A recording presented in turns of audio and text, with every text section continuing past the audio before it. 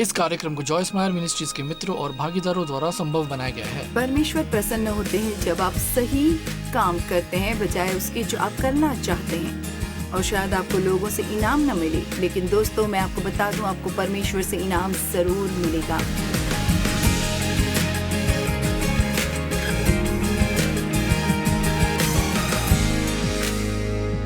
ठीक है, हम प्रेम के अलग अलग पहलुओं पर बात कर रहे थे और पता है ऐसे 9 पहलू हैं और मुझे लगा मेरे पास कहने को कुछ नहीं बचेगा और अब तक मैंने सिर्फ 2 ही किए हैं।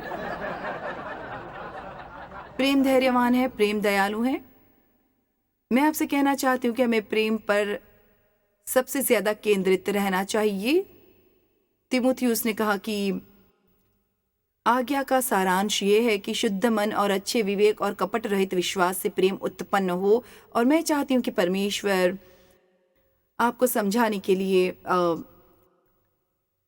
मेरा इस्तेमाल करें कि प्रेम करना और लोगों को माफ करना कितना जरूरी है। अब मैं कहना चाहूंगी कि ये प्रेम का सबसे बढ़िया पहलू है। और आपको एक बात बता दूं, हम खुश नसीब हैं कि परमेश्वर का अनुग्रह हम पर है ताकि हम लोगों को माफ कर सकें और नाराजगी और कड़वाहट से न भरे रहें और आक्रोश से और अपमान से। और जैसा सुबह मैंने कहा, जिन लोगों को आप माफ करना चाहते हैं वो आपकी माफी के लायक न हो। हम परमेश्वर की माफी के लायक नहीं हैं। मेरे पिता मेरी माफी के लायक नहीं थे, मेरी माँ मेरी माफी के लायक नहीं थी, लेकिन मैं एक अच्छी इंसान हूँ क्योंकि परमेश्वर ने उन्हें माफ करने के लिए मुझे अनुग्रह दिया। और मैंने परमेश्वर की बात सुनी और मैंने अपने मन से थोड़ी लड़ाई भी की और फिर परमेश्वर की बात मानकर मैंने उन्हें माफ किया क्योंकि परमेश्वर ने मुझे अनुग्रह दिया।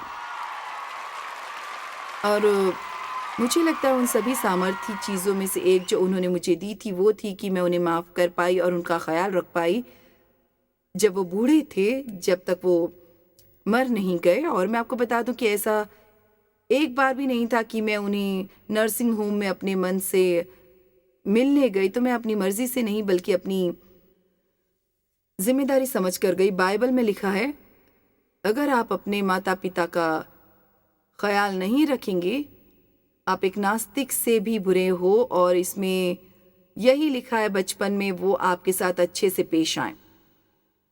आमीन। दरअसल उसमें ज्यादा सामर्थ्य है अगर वो आपसे अच्छे पेश नहीं आए और परमेश्वर ने आपको अनुग्रह प्रदान किया। पता है कितने सौभाग्य की बात है कि आपके पास किसी को प्यार करने के लिए अनुग्रह है जिसने आपके साथ बुरा किया है। मेरा मतलब ये एक बहुत ही सुंदर चीज है। यीशु हमारे लिए मरे जब हम पापी थे ताकि हम लोगों को माफ कर सकें। परमेश्वर हमें करने नहीं देते अगर हम उसे नहीं कर पाते। और ये सबसे ज़रूरी चीज़ है जो मैं आपको इस कॉन्फ्रेंस में सिखा सकती हूँ।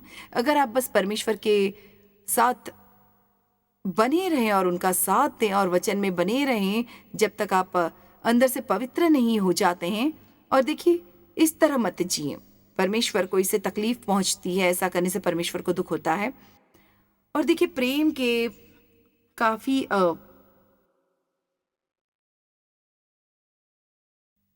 काफी पहलू हैं, पर प्रेम अभद्र नहीं है। प्रेम सबका भला चाहता है। मुझे ये वाला पसंद है। भाई मैं आपको बता दूं, अगर आप लोगों की अच्छाई पर ज्यादा ध्यान दें बजाय उन पर शक करने के, जरा सोचिए आप कितने खुश रह सकते हैं और आप ऐसा ही रवैया रखेंगे और वो आपसे बुरा पेश आए, आपको कोई फर्क नहीं पड़ेगा। आप फिर भी खुश रहेंगे। और बचपन में मैं भी ऐसी ही थी। मेरे पिता ने मुझे सिखाया, सच में मुझे सिखाया जब मैं बड़ी हो रही थी, किसी पर भी भरोसा मत करना। हर कोई तुम्हारे पीछे पड़ा है।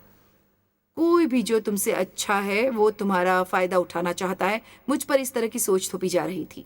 और अगर मैं सबका भला भी सोचने लगूं, हर कोई ऐसा कर सकता है, आप हताश हो जाएंगे, है ना। जब आप सोचना शुरू करेंगे कि हर कोई आपका फायदा उठाना चाहता है, इसलिए लोगों के बारे में अच्छा ही सोचिए।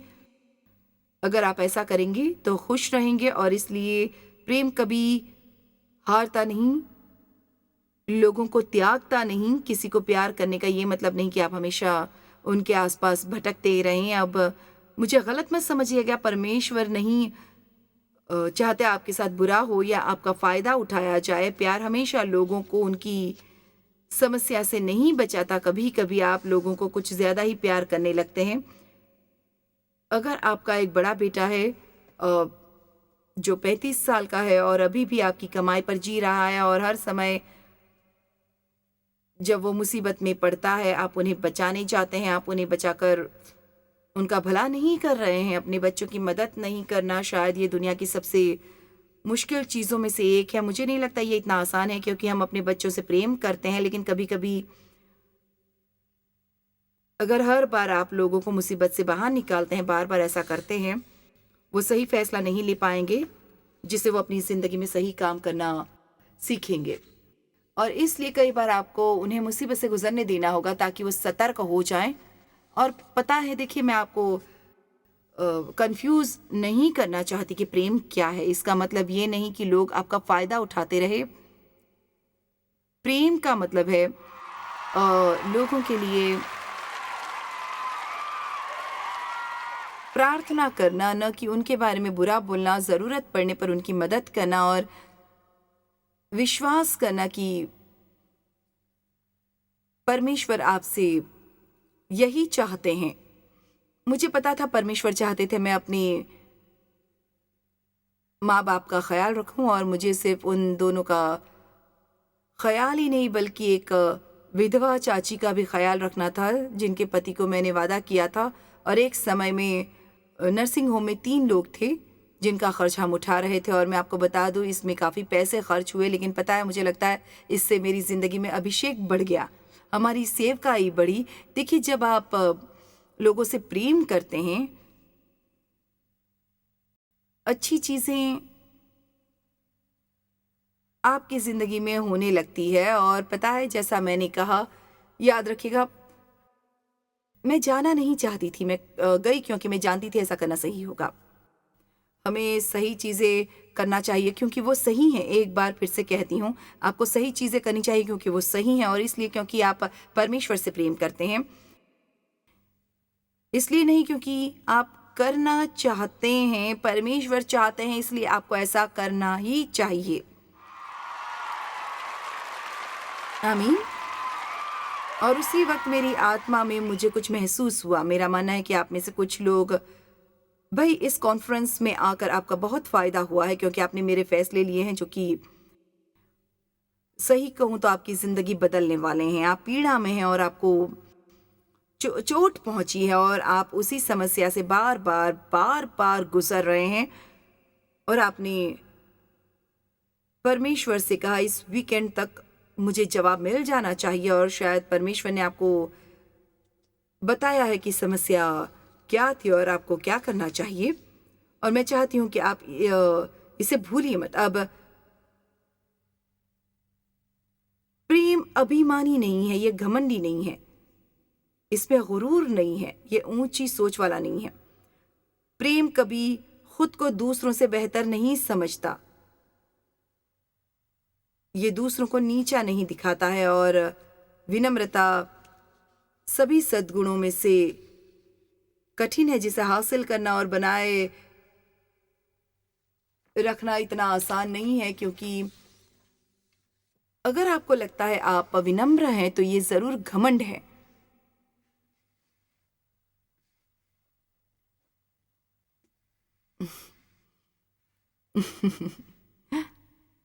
आप में से कितनों को इस बात का अंदाजा है कि विनम्र रहना सबसे जरूरी चीजों में से एक है? ठीक है। यीशु ने कहा, हे सब परिश्रम करने वालों और बोझ से दबे लोगों, मेरे पास आओ, मैं तुम्हें विश्राम दूंगा। मैं तुम्हारे मन को आराम दूंगा और तरोताजा करूंगा। मेरा जुआ अपने ऊपर उठा लो और मुझसे सीखो, क्योंकि मैं नम्र और मन में दीन हूं, और तुम अपने मन में विश्राम पाओगे। आपको पता है एक कोमल इंसान कौन है? एक कोमल इंसान कोमलता, विनम्रता का करीबी रिश्तेदार है, लेकिन एक कोमल इंसान। लोगों को लगता है इसका मतलब आप कमज़ोर हैं और लोगों को फ़ायदा उठाने देते हैं, लेकिन कोमलता का मतलब कमज़ोरी नहीं है, इसका मतलब नियंत्रण में ताकत है। इसका मतलब आपको इसे ठीक करने का सामर्थ्य है, लेकिन अगर आपको लगता है कि परमेश्वर ऐसा नहीं चाहते हैं तो आप इंतज़ार कर सकते हैं। गतसमनी के बाग में जब सिपाही और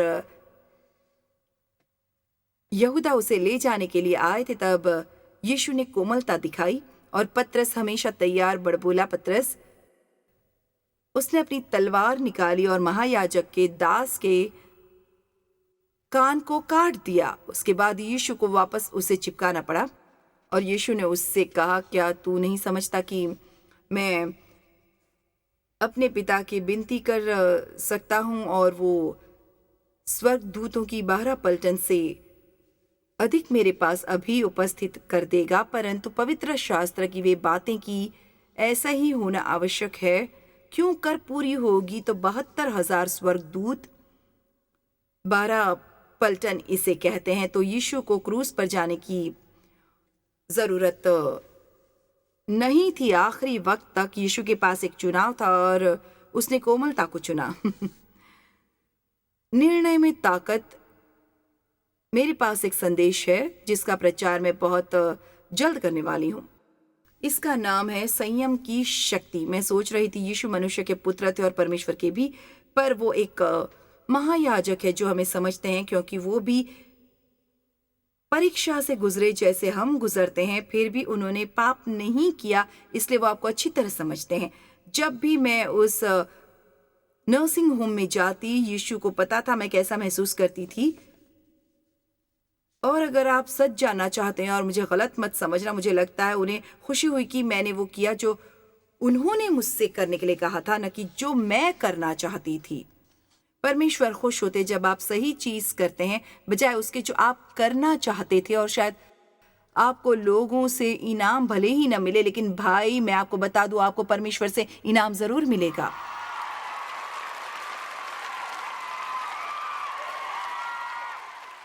बाइबल में लिखा है, यीशु ने कहा, मैं शीघ्र आने वाला हूं और हर एक के काम के अनुसार बदला देने के लिए प्रतिफल मेरे पास। ये सब करना इतना आसान नहीं है, लेकिन कोमलता एक सुंदर चीज है। मैं यीशु के बारे में सोचती हूँ कि जब वो 40 दिनों तक निर्जन प्रदेश में थे तो उनके लिए कितना मुश्किल रहा होगा और शैतान उनके प्रलोभित कर रहा था और गुस्सा दिला रहा था और उन्हें ये सब सहने की जरूरत नहीं थी। वो बस उसे इस धरती से भगा सकते थे और फिर भी उनके लिए यह करना जरूरी था। पवित्र आत्मा उन्हें निर्जन प्रदेश तक लेकर गया था। शैतान उन्हें वहां नहीं लेकर आया था, पवित्र आत्मा उन्हें लेकर आया ताकि वो प्रलोभित हों और उन्हें परखा जाए और उनकी परीक्षा हो। ये जरूरी क्यों था? क्योंकि पता नहीं आपने ध्यान दिया या नहीं, ठीक उस प्रलोभन के बाद उन्होंने सामर्थ के साथ अपनी सेवकाई की शुरुआत की। तो सामर्थ हासिल करने से पहले आपको परीक्षाओं से खरा उतरना होगा। ताज पहनने से 20 साल पहले दाऊद को राजा बनने के लिए अभिषेक किया गया था। उन 20 सालों में क्या हुआ? उसे परखा गया। मेरा मतलब, शाऊल ने उसका पीछा किया, उसे मारने की कोशिश की। यूसुफ का क्या? जब वो छोटा था उसका राज्याभिषेक हुआ और फिर भी 13 साल उसे उस चीज की सजा हुई जो उसने किया ही नहीं था। उसे परीक्षाओं को पास करना था इससे पहले कि उसे अपने जीवन में सामर्थ्य मिले। और फिर यीशु ने कहा, मैं विनम्र हूं, सुशील हूं, कोमल हूं और अधीन हूं। प्रेम घमंडी, अभिमानी या अभद्र नहीं है। एक अहंकारी इंसान को हमेशा लगता है वो दूसरों से बेहतर है। उन्हें लगता है कि वो सही है। जो इंसान उनकी तरह ज्ञानी नहीं है वो उन्हें तुच्छ समझते हैं। जो उनकी तरह शिक्षित नहीं है वो उन्हें नीचा समझते हैं। वो आपको बेवकूफ समझते हैं और हमें ऐसा बिल्कुल नहीं करना चाहिए। हमें लोगों को बेवकूफ़ नहीं समझना चाहिए, हमें लोगों का उत्साह बढ़ाना चाहिए। मैं उम्मीद करती हूँ जब भी कोई मेरे आसपास हो, मैं उन्हें बेहतर महसूस करा सकती हूँ। एक बार मैंने कहीं पढ़ा था, जब आप किसी से दूर चले जाते हैं, उन्हें शायद याद ना हो जो आपने कहा, लेकिन जैसा आपने उन्हें महसूस कराया था वो हमेशा याद रखेंगे, चाहे आपने जो भी किया हो। आमीन। जब आप लोगों के एक समूह में होते हैं और मान लीजिए वहाँ 10 लोग हैं, आप उनमें से 5 को जानते और 5 को नहीं। खैर, हम सब उस 5 के आस-पास जाना चाहेंगे जिन्हें हम जानते हैं, लेकिन अगर वहाँ कोई अकेला है और उन्हें लगता है उन्हें वहाँ नहीं होना चाहिए था, तो जाइए और जाकर उनसे बात कीजिए। उनके साथ बात कीजिए जिन्हें आप जानते हैं। जाइए और किसी को बेहतर महसूस करवाइए जिन्हें आप नहीं जानते। आमीन। ये बस छोटी-मोटी चीज़ें हैं जो सालों से परमेश्वर ने मुझसे कही थी और सिखाया था। पता है, प्रेम अलग है, ये कुछ है, ये सिर्फ़ एक शब्द नहीं है, ये कुछ है जो लोग महसूस कर सकते हैं, ये कुछ है जो लोगों की ज़िंदगी बदल सकता है, ये कुछ है जो उन्हें बेहतर बनाना चाहता है, चंगा करता है। सच्चा प्रेम टूटे दिलों को चंगा करता है।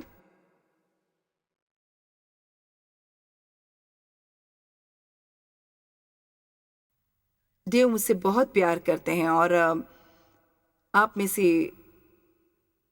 ज़्यादातर लोगों को पता है, 18 साल तक जब तक मैं उस घर में रही, उनमें से 15 साल तक मेरा शोषण हुआ। जो पहला बंदा मिला उससे शादी हुई, क्योंकि मुझे लगता था कोई मुझे अपनाएगा नहीं, ऐसी हालत में गलत फैसला लेना लाज़मी है। दुख और पीड़ा के 5 साल, और वो एक धोखेबाज और एक चोर था और काम नहीं करता था और पराई औरतों के पीछे भागता रहता। आखिरकार थक हार के मैं वापस अपने माँ बाप के घर चली गई, ये जानते हुए कि मैं अपने पिता से मुंह छुपाते हुए रहूंगी। लेकिन फिर मुझे एक बच्चा हुआ और मुझे समझ नहीं आ रहा था मैं क्या करूं। मैं उस इंसान के साथ नहीं रहना चाहती थी, मैं अकेले नहीं रह सकती थी। अब मैं क्या करूं? और मुझे घर आए कुछ ही दिन हुए थे और डेव माया मेरे घर के यहाँ आए उस नौजवान को लेने के लिए जिसके साथ वो काम करते थे, जो ऊपर रहता था। मेरे माता पिता ने ऊपर के घर को किराए पर दिया था और वो एक बीवी के लिए प्रार्थना कर रहे थे और उनकी प्रार्थना में उन्होंने परमेश्वर से कहा कोई ऐसा हो जिसे मदद की ज़रूरत हो। अब आप ही बताओ भला कौन ऐसी प्रार्थना करेगा? मेरा मतलब, अगर आप एक पति या पत्नी चाहते हैं तो आप चाहेंगे आपको एक सुलझा हुआ इंसान मिले। आप नहीं चाहेंगे आपको कोई ऐसा मिले जिसकी ज़िंदगी बिल्कुल तहस-नहस थी। मेरा मतलब, जब मैं उसके बारे में सोचती हूँ, मैं सोचती हूँ कैसे मिलेंगे और क्या हुआ? ये ऐसा था, परमेश्वर की वजह से मैं और डेव एक साथ हैं और मैं आपको इसके बारे में बता भी नहीं सकती। परमेश्वर ऐसे ही हैं।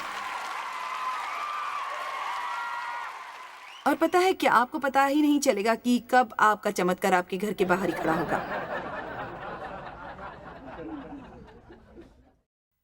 वो और फिर उन्हें लगा मैं क्यूट हूँ। मैंने छोटे शॉर्ट्स पहने थे और मैं अपनी माँ की गाड़ी धो रही थी। उन्होंने कहा, सुनो, क्या उस गाड़ी को धोने के बाद तुम मेरी गाड़ी को धो दोगी? और मैंने कहा, अगर तुम्हें गाड़ी धोनी है तो खुद क्यों नहीं धो लेते? और ये सच है, मैं आपसे सच कह रही हूँ। उन्होंने कहा, आज तक जो बात उन्होंने अपने मन में रखी वो थी, यही मेरे लिए सही है। अब तुम्हारा दिमाग खराब हो गया है क्या? मेरा मतलब, सिर्फ 2 चीजें हो सकती हैं, या तो वो पागल थे या पवित्र आत्मा उनका नेतृत्व कर रहा था। हम 5 बार मिले थे और हमने शादी कर ली।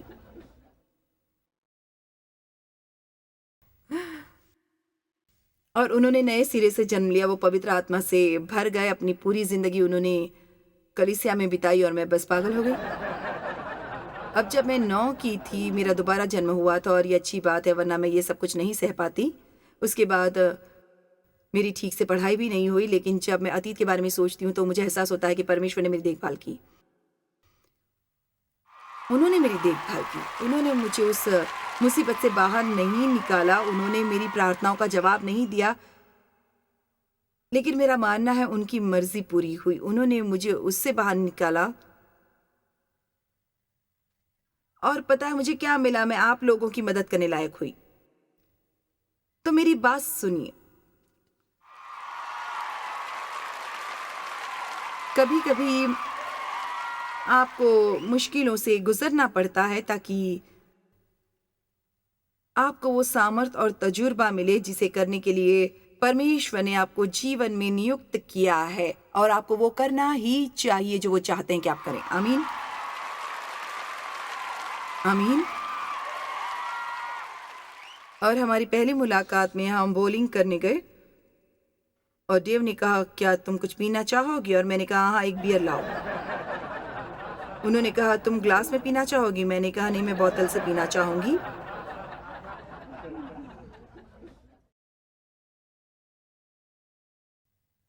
जब हमारी शादी को 3 हफ्ते हुए तो उन्होंने मेरी तरफ देखा और कहा, तुम्हें क्या हुआ है?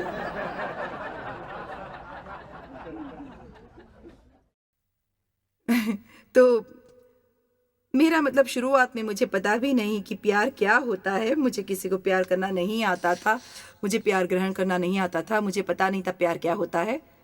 लेकिन वो मुझसे प्यार करते थे और जो उन्होंने मेरे लिए किया, और मैं चाहती हूँ आप इसे अच्छे से सुने क्योंकि शायद आप किसी के साथ रह रहे हो, शायद जिससे आपकी शादी हुई है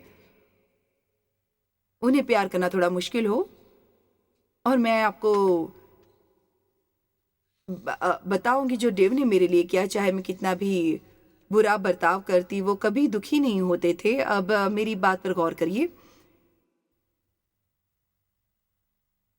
अगर आप किसी ऐसे रिश्ते में हैं जिन्हें समस्याएं हैं, आप उन पर निर्भर मत रहिए। दूसरे शब्दों में, पता है, अगर वो खुश नहीं है इसका मतलब ये नहीं कि आपको भी दुखी रहना है। हर दिन बस इंतजार न करें कि अगर वो अच्छा बर्ताव करेंगे तब आप भी करेंगे। मेरी बात को अच्छे से समझने की कोशिश करें, समझिए।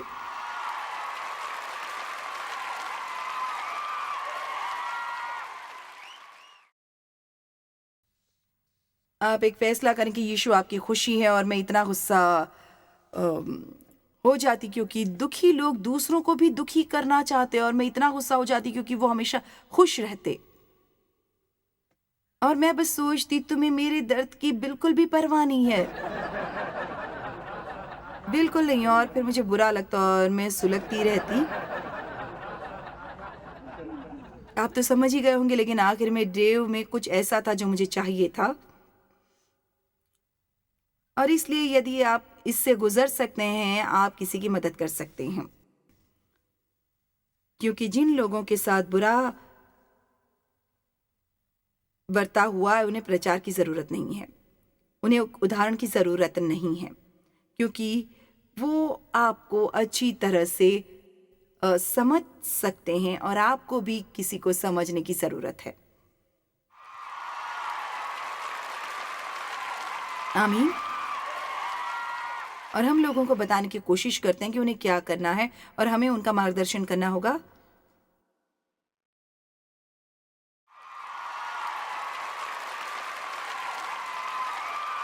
देव ने मुझसे बेहिसाब प्रेम किया और मैं जानती हूँ ये एक वरदान है जो परमेश्वर ने उन्हें दिया है।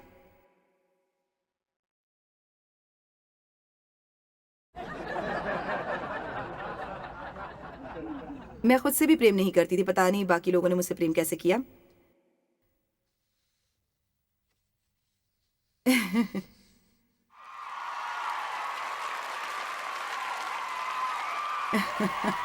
मैं सोच रही हूँ कि इस मुसीबत से कैसे बाहर आऊं और घमंडी हो जाऊं। मुझे नहीं लगता आप औरों से बेहतर हैं। बाइबल में लिखा है, परंतु मैं जो कुछ भी हूं परमेश्वर के अनुग्रह से हूं। मैं जिस चीज में माहिर हूं, जिस वरदान का मैं इस्तेमाल करती हूँ जब मैं प्रचार करती हूँ, ये अनुग्रह का वरदान है। ये मेरे लिए मुश्किल नहीं है। मेरा मतलब, मैं मेहनत करती हूँ, मैं अध्ययन करती हूँ और तैयारी के साथ आती हूँ, लेकिन उससे भी ज्यादा मैं उसमें केंद्रित रहती हूँ जो परमेश्वर चाहते हैं। और मैं यहाँ पर सबको प्रेरित करने की कोशिश कर रही हूँ इससे पहले कि 25 मिनट में हम सब यहाँ से बाहर निकलें परमेश्वर को समर्पित होने के लिए। मेरा मतलब है, अगर आप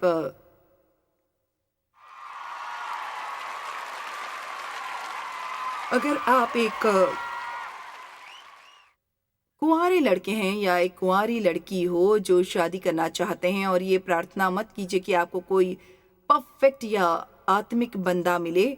और अगर आपने प्रार्थना की, परमेश्वर आप जैसा चाहो मेरा इस्तेमाल करो, अच्छा लगता है, आप इस बारे में ज्यादा खुश नहीं हैं, है ना?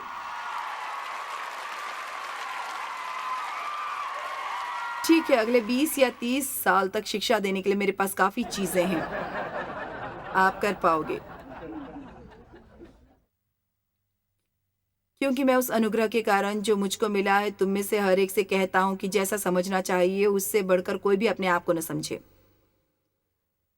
मैं आपको बता दूं, बिना परमेश्वर के हम कुछ भी नहीं हैं। वो सब कुछ है और बिना उनके हम कुछ भी नहीं।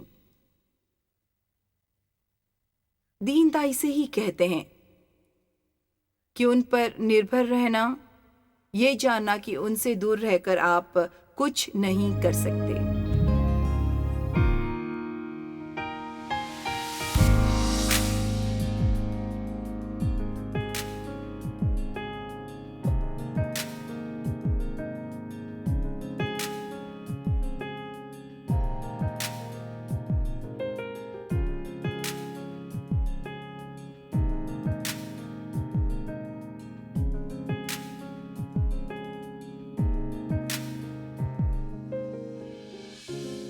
इस कार्यक्रम को जॉयस मायर मिनिस्ट्रीज के मित्रों और भागीदारों द्वारा संभव बनाया गया है।